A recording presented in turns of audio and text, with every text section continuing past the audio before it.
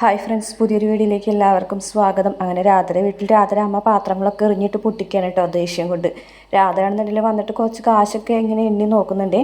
അപ്പോൾ രാധയുടെ അച്ഛൻ പറയുന്നുണ്ട്, മോളെ അമ്മ നല്ല ദേഷ്യത്തിലോ എന്തിനാ ദേഷ്യം എന്ന് ചോദിക്കുകയാണേ. അന്നേരം രാധയുടെ അമ്മ ഓടി വന്നിട്ട് പറയുന്നുണ്ട്, എനിക്ക് ദേഷ്യാടി, ഉണ്ടായിരുന്ന കാശ് മുഴുവനും അവന് വേണ്ടി കൊണ്ടുപോയി തുലച്ച് കളഞ്ഞവള്. എന്നിട്ട് ഇപ്പോൾ വീണ്ടും കാശൊക്കെ എടുത്ത് എണ്ണണ് അവന് വേണ്ടിയിട്ട്. നിനക്ക് നാണയില്ലേടി ഇങ്ങനെയൊക്കെ നടക്കാനായിട്ട്, കഴുതേ എന്നൊക്കെ ചോദിച്ചിട്ട് ദേഷ്യപ്പെടുകയാണ്. അപ്പോൾ അച്ഛൻ പറയുന്നുണ്ട്, മോളെ അവളങ്ങനെയൊക്കെ പറഞ്ഞോട്ടെ ഏട്ടാ, മോൾക്ക് ഇഷ്ടമുള്ള രീതിയിൽ ചെയ്യാൻ നോക്ക്. അല്ല അച്ഛാ, അത് പിന്നെ എന്ന് പറയട്ടാ, മോള് എന്തെങ്കിലും ചെയ്യുന്നൊക്കെ പറയാം. അപ്പോഴത്തേക്കും രാധരമ്മ വീണ്ടും ഓരോന്ന് പറയുകയാണ്. അവൻ താലി കെട്ടിക്കൊണ്ട് വന്ന അവൻ്റെ ഭാര്യ അവനെ ജയിലിലാക്കാൻ നോക്കുന്നു. പക്ഷേ നീയാണെന്നുണ്ടെങ്കിൽ പിന്നെ കൂടെ നടന്ന് അവനെ രക്ഷിക്കാൻ നോക്കുന്നുണ്ട്. നിനക്ക് നാണില്ലേ എന്നൊക്കെ ചോദിച്ചിട്ട് വീണ്ടും വഴക്ക് പറഞ്ഞുകൊണ്ടിരിക്കുകയാണ് കേട്ടോ. അപ്പോൾ അച്ഛൻ പറയുന്നു, മോള് വിഷമിക്കണ്ട കേട്ടോ. മോളെ ഒരു കാര്യം ചെയ്യും, മോളെ എണ്ണിക്കൊണ്ടിരിക്കുന്ന പൈസ ഒരു 500 രൂപ അച്ഛന് തരുമോ എന്ന് ചോദിക്കാൻ കേട്ടോ. അപ്പോൾ രാധ അതിൽ നിന്ന് 500 രൂപ എടുത്തിട്ട് കൈ കൊടുക്കുന്നുണ്ട്, കീശയിൽ വെച്ച് കൊടുക്കുകയാണ്. അപ്പോൾ അയ്യപ്പനാണെന്നുണ്ടെങ്കിൽ അത് കാണുമ്പോൾ സന്തോഷമാവും. അത് കഴിഞ്ഞ ശേഷം രാധ അവിടെ നിന്ന് ആ പൈസയും കൊണ്ട് പോകുന്നുണ്ട്. പിന്നീട് കാണിക്കുന്നത് വേദ അച്ഛൻ്റെ അമ്മയുടെ മുറിയിലേക്ക് വരികയാണ് കേട്ടോ. അമ്മ ഉറങ്ങാണ്, അച്ഛൻ പുതപ്പിച്ച് കൊടുക്കുകയാണ്. അപ്പോൾ വേദ ഇങ്ങനെ വന്നത് കാണുമ്പോൾ അച്ഛൻ എന്ത് ചെയ്യുന്നുള്ള രീതിയിൽ നോക്കുകയാണ്. അപ്പോൾ വേദ പറയും, അച്ഛനൊന്ന് പുറത്തേക്ക് വരുമെന്നിങ്ങനെ ആംഗ്യം പോലെ കാണിക്കുകയാണ്. അങ്ങനെ മാഷ് പുറത്തേക്ക് ചെല്ലുകയാണ് കേട്ടോ. എന്താ മോളെ, എന്താ വേദ, എന്താ വിളിച്ചതെന്ന് ചോദിക്കുകയാണ്. അച്ഛാ, ഞാൻ ചെയ്യുന്നത് തെറ്റാണോ എന്ന് എനിക്കൊരു തോന്നൽ, ഞാൻ ചെയ്യുന്നത് തെറ്റാണോ അച്ഛാ? എന്താണ് ഇപ്പോൾ വേദയ്ക്ക് അങ്ങനെ തോന്നാൻ കാരണം? അമ്മ 2 ദിവസമായിട്ട് മര്യാദയ്ക്ക് ഭക്ഷണമൊന്നും കഴിക്കുന്നില്ല.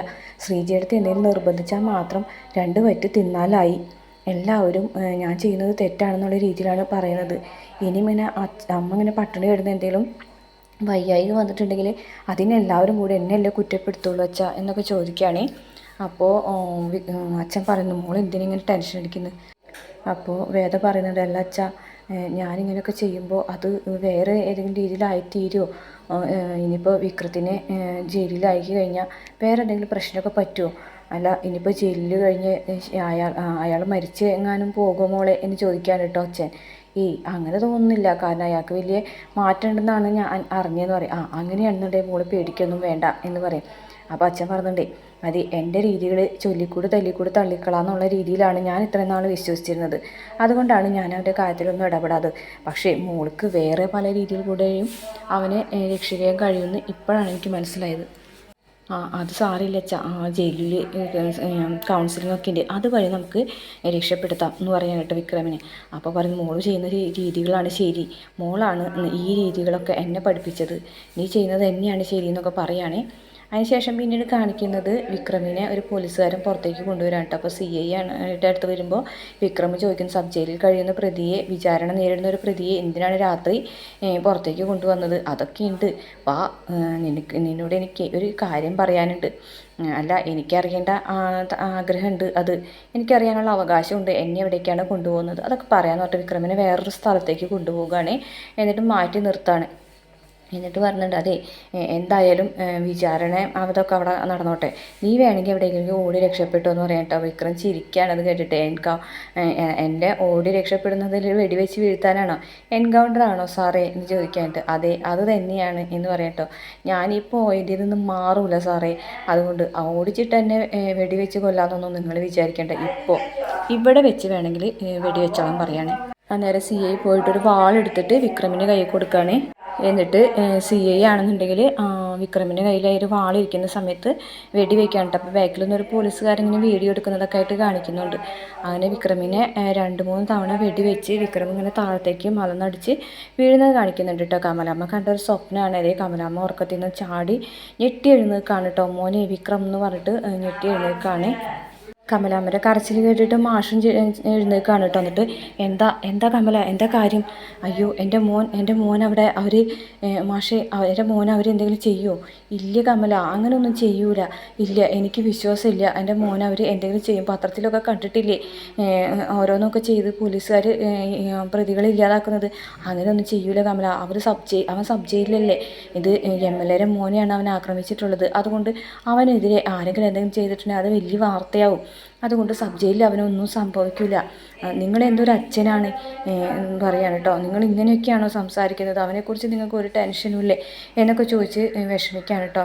ഞാനിവിടെ അവനെക്കുറിച്ച് ഓരോ നിമിഷവും ആലോചിച്ചിട്ട് ഇരിക്കുകയാണ്. നിങ്ങൾക്കാണെന്നുണ്ടെങ്കിൽ ഒരു ടെൻഷനും ഇല്ല. കമല, അവൻ എൻ്റെയും കൂടെ മോനല്ലേ കമല?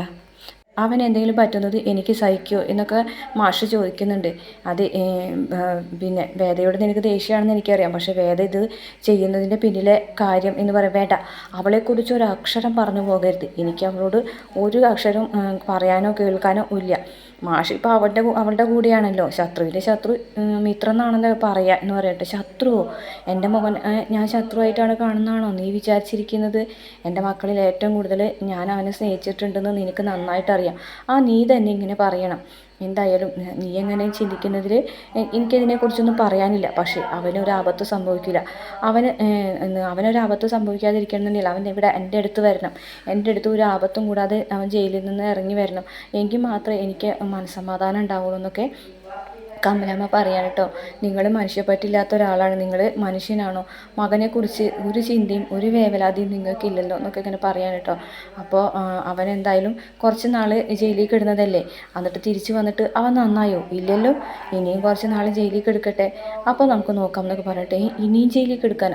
ഇനിയും ജയിലിൽ കിടക്കട്ടെ എന്ന് പറയാം കേട്ടോ. നീക്ക് അവനോട് എനിക്ക് സ്നേഹമില്ലാന്ന് തോന്നുള്ളൂ. ഇപ്പോൾ നീ അത് വിചാരിച്ചോ? പക്ഷേ ഞാനിങ്ങനെ ഒരു തീരുമാനം എടുത്തതിൻ്റെ പേരിലൊരു കാര്യമുണ്ടെന്ന് നിനക്ക് മനസ്സിലാവും എന്ന് പറഞ്ഞിട്ട് അവിടെ നിന്ന് പോകാണ് കേട്ടോ അച്ഛൻ.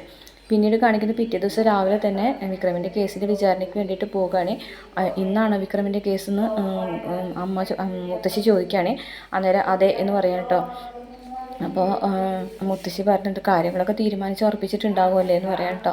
അപ്പോൾ പറയുന്നുണ്ട്, അതെ ഒരിക്കൽ വേദ ഇവിടെ വന്നില്ലേ നിൻ്റെ പിറന്നാളിൻ്റെ അന്ന് ഒരു കാരണം ഉണ്ടാക്കി. അന്ന് ഞാൻ ചോദിച്ചു വിക്രമിനോട് നിൻ്റെ ശരിക്കും സ്നേഹമുണ്ടോ എന്ന് ചോദിച്ചപ്പോൾ സ്നേഹിക്കാൻ വേണ്ടി മാത്രമല്ല ഞാൻ വിക്രമിൻ്റെ കൂടെ ജീവിക്കുന്നത് എന്ന് അവൾ എന്നോട് പറഞ്ഞിട്ടുണ്ടായിരുന്നു. പക്ഷേ ഇങ്ങനെ ഞാൻ കരുതിയിരുന്നില്ല. പകയും പ്രതികാരങ്ങളൊക്കെ മനുഷ്യന്മാരിങ്ങനെ ഇത്രയധികം മനസ്സിൽ വെച്ച് കൊണ്ടു കിടക്കുമെന്ന് ഞാൻ വിചാരിക്കുന്നില്ല എന്നൊക്കെ പറയാം കേട്ടോ. അപ്പോൾ അച്ഛൻ ശങ്കരനാരായണൻ പറയുന്നുണ്ട്, അതെ അതിനെക്കുറിച്ചൊന്നും പറയണ്ട. വിക്രം ആദ്യമായിട്ടുള്ളതൊക്കെ ചെയ്യുന്നത് കല്യാണം കഴിഞ്ഞതിന് ശേഷം അവൻ പല രീതിയിലുള്ള തെറ്റുകൾ അവൻ ചെയ്തിട്ടില്ലേ. അന്നൊക്കെ അവൻ ജയിലിൽ പോകുകയും തിരികെ വരികയും ഒക്കെ ചെയ്തിട്ടില്ലേ. എന്തായാലും അതൊക്കെ നന്നായിട്ട് അമ്മ ഓർക്കുന്നത് നല്ലതാണ് എന്ന് പറയും. പിന്നെ അവൻ ചെയ്യുന്ന കാര്യങ്ങൾ ചെറുതൊന്നുമല്ലല്ലോ, നിസ്സാര കാര്യമൊന്നുമല്ലല്ലോ അവൻ ചെയ്തു വയ്ക്കുന്നത്. വലിയ വലിയ തെറ്റുകൾ തന്നെയാണ് ചെയ്തുകൊണ്ടിരിക്കുന്നത്. പിന്നെ വേദ നിയമം പിടിച്ചവളാണ്. അവൾക്ക് നീതി ആണെന്ന് തോന്നുന്ന കാര്യം മാത്രമേ അവൾ സംസാരിക്കുള്ളൂ. അതുകൊണ്ടാണ് അവനെതിരെ സാക്ഷി പറഞ്ഞത്. അവൾക്ക് അതിനുള്ള അവകാശമുണ്ട്. അവൾ കണ്ട കാര്യം തുറന്നു പറയാനുള്ള അവകാശം അവൾക്കില്ലേ. ബാക്കിയുള്ളതൊക്കെ അവരുടെ വിധി പോലെ വരട്ടെ എന്നൊക്കെ പറഞ്ഞിട്ട് അച്ഛൻ പോകൂട്ടോ കോടതിയിലേക്ക്. പിന്നീട് കോടതിയിൽ വെച്ചിട്ട് വിക്രമിനെ കൊണ്ടുവരും. എനിക്ക് വിക്രമിനോട് കുറച്ച് സംസാരിക്കാനുണ്ട്. ശ്രീനിവാസ സാറ് വിക്രമിനെ കൊണ്ടുപോവുകയാണ്. എന്നിട്ട് പറയുന്നുണ്ട്, നമ്മളെ കേസിന് ഹാജരായിരുന്ന രാമൻ വക്കീൽ വക്കാലത്തൊഴിഞ്ഞു. പല വക്കീലന്മാരെയും വിളിച്ചു. അപ്പോൾ രാജേട്ടൻ പറഞ്ഞു, വക്കാലത്തൊഴിഞ്ഞോ? വക്കാലത്തൊഴിഞ്ഞു. ചിലപ്പോൾ MLA ഭീഷണി ഭയന്നിട്ടായിരിക്കും അയാൾ അങ്ങനെ ചെയ്തത്. എന്തായാലും നമുക്കിപ്പോൾ വക്കീലില്ല. അപ്പോൾ വിക്രം പറയുന്നുണ്ട്, സാറില്ല, ജഡ്ജി എന്താണെന്ന് വെച്ചാൽ അത് വിധിക്കട്ടെ, എനിക്കതിനെക്കുറിച്ച് ആലോചിച്ച് ടെൻഷനോ പേടിയോ ഒന്നുമില്ല എന്ന് പറയുന്നത് കാണിച്ചുകൊണ്ടാണ് ഇന്നത്തെ എപ്പിസോഡ് അവസാനിക്കുന്നത്. വീഡിയോ ഇഷ്ടപ്പെട്ടാൽ മറക്കാതെ നമ്മുടെ ചാനൽ ഒന്ന് സബ്സ്ക്രൈബ് ചെയ്ത് സപ്പോർട്ട് ചെയ്യണം കേട്ടോ.